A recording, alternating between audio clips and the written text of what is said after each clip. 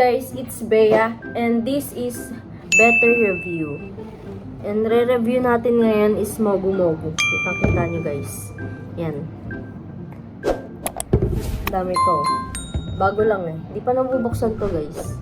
Nakabili lang. Malamig pa. So, titignan natin yung ano niya. Nutrition facts.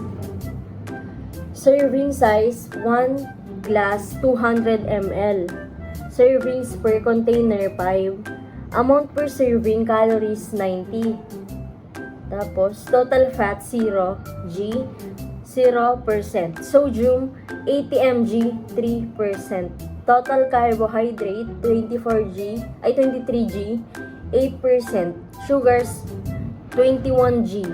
Protein 0 g. Tapos saan ba yung ano niya? Ingredients niya. Ingredients, water, grape juice, nata de coco, fructose, sucrose, citric acid, artificial color, artificial flavor, tapos preservative. Yan siya guys. Tignan natin yung expiration date. Saan ba yung expiration date na ito?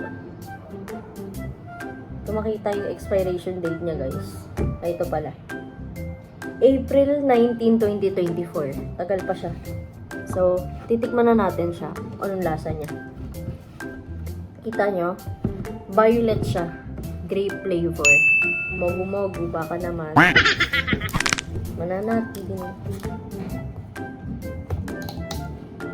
May design siyang ganito sa takip guys. Tikman natin. Tunggayan natin walang baso.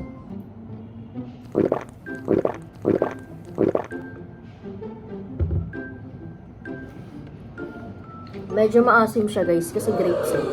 Tapos, ang hirap makuha ng ano niya, mismong nata. Nasa ilalim eh. Makuha. Ano natin?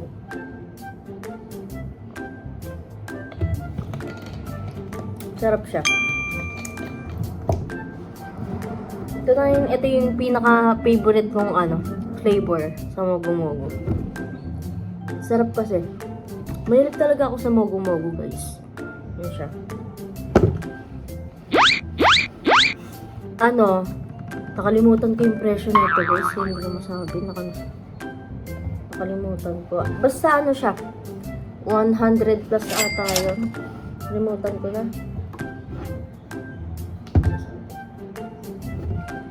Gusto tikman ulit natin siya guys. Sarap eh.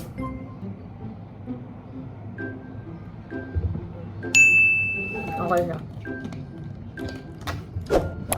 Tapos, yung ano ko dito, review ko dito, 10 over 10. Kasi favorite ko siya guys. Bias ko. Mogu Mogu. Bye bye.